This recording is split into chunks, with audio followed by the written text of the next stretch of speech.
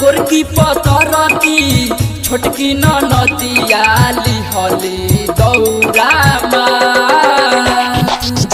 गोरकी पतर की छोटकी ननदिया लिहली दौरामा।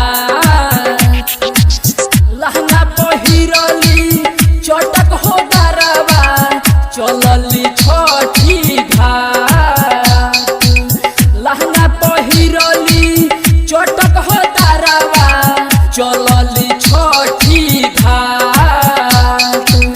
गोरकी पतर की छोटकी ननदिया चलली छठी घाट। गोरकी पतर की छोटकी ननदिया चलली छठी घाट।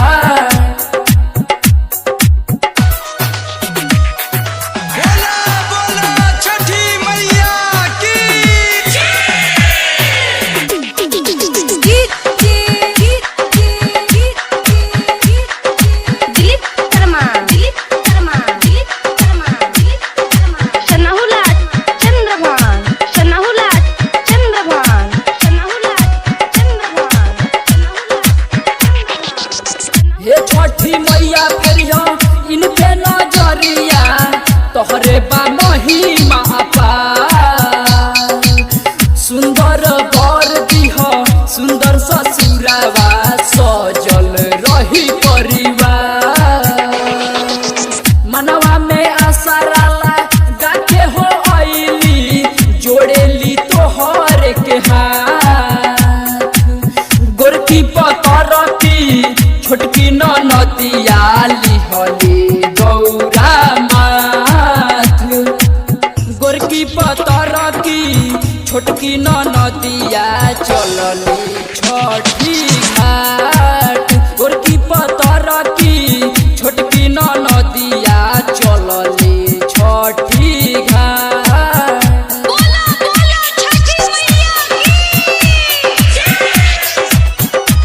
Mixed by Bhojpuria Star Recording Studio, Bhore.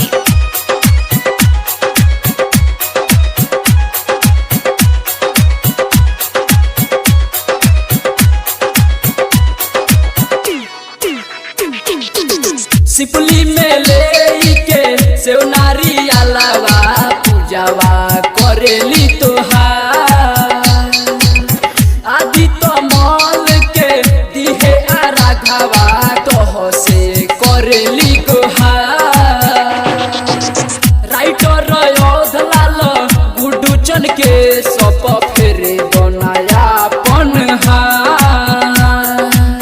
गोरकी पतर की छोटकी ननदिया लिहली गौरामा।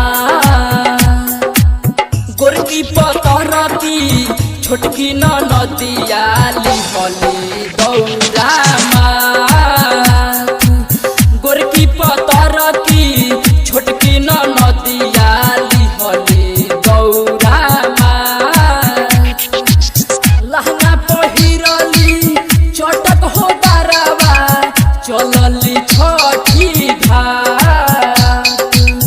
लहंगा पहिरली चटक हो दरबा चलली छठी घाट। गोरकी पतर की छोटकी ननदिया चलली छठी घाट। गोरकी पतर की